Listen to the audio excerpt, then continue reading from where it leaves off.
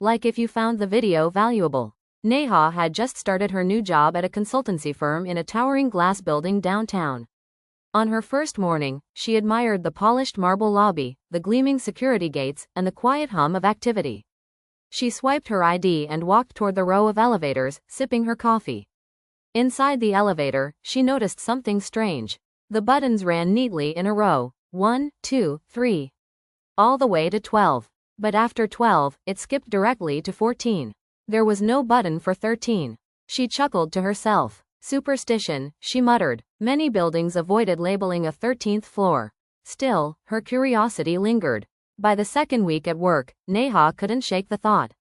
Why leave out a number in a building so modern, so rational? One evening, long after her colleagues had left, she found herself alone in the elevator again.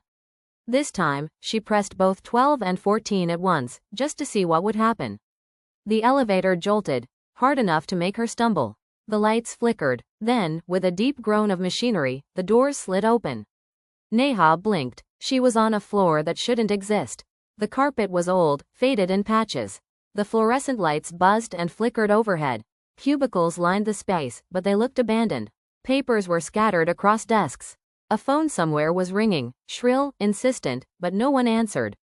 She stepped out slowly, her heels clicking on the stained floor. Every sound seemed amplified in the empty silence. "Hello?" she called, half expecting a guard to appear. No answer. The air was heavy, musty, like a room locked for decades. The ringing phone cut off abruptly, leaving the space even more unsettling. Neha's chest tightened. She turned to step back into the elevator, only to find the doors had closed. She pressed the call button. Nothing happened. The button light stayed stubbornly dark. Her phone had no signal.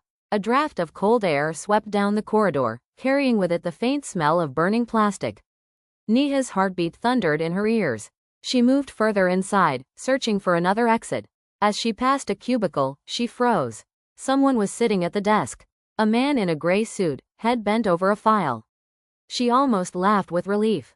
"Excuse me," she said, walking closer. The man didn't move. "Sir, do you know how I can get back to the elevators?" she asked, her voice trembling.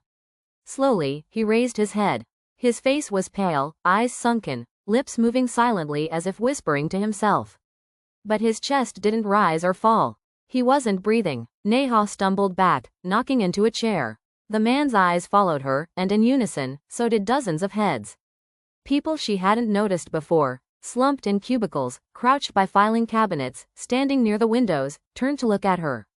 Their faces were drained of color, their mouths working as though trying to speak, but not a sound came out. The phone started ringing again, all at once. Shrill, deafening. Neha bolted. She sprinted back toward the elevator, slamming her fists against the call button. "Open, damn it," she screamed. The doors slid open. She dove inside, jabbing at 14, at any number that would light up. The doors closed just as footsteps, hundreds of them, echoed behind her. The elevator dropped violently, making her cry out. Then it steadied. The display dinged. 14. The doors opened to the brightly lit, bustling office she knew. Her coworkers were gone, but the floor was as it should be. Neha stumbled out, shaking. The elevator doors closed quietly behind her, as if nothing had happened. The next morning, she took the stairs. But curiosity gnawed at her. When she asked a colleague about the missing floor, he frowned. "This building? There's no 13th floor. Always been that way." Neha didn't argue. But every time she passed the elevators, she felt the ringing phones echo in her ears, and she knew, some floors should never be found.